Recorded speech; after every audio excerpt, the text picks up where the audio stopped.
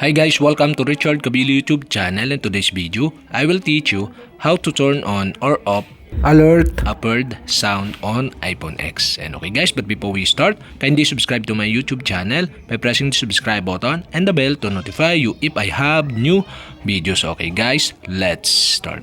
So okay guys, you'll have to do is go to setting in your iPhone X mobile phone. In settings, scroll down and go to accessibility.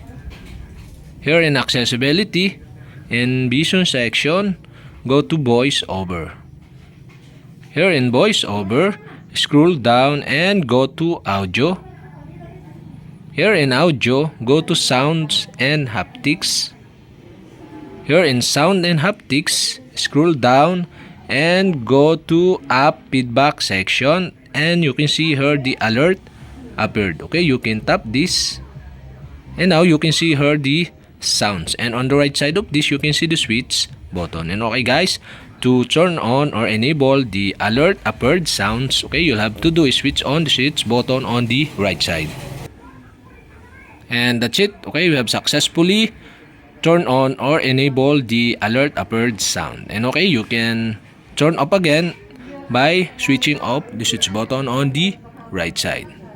And that's it. Okay, we have successfully turned on or off alert appeared sounds on iPhone X. And okay guys, if you have a question, kindly comment below, and don't forget to hit the subscribe button and the bell to notify you if I have new videos. Okay guys, thank you for watching.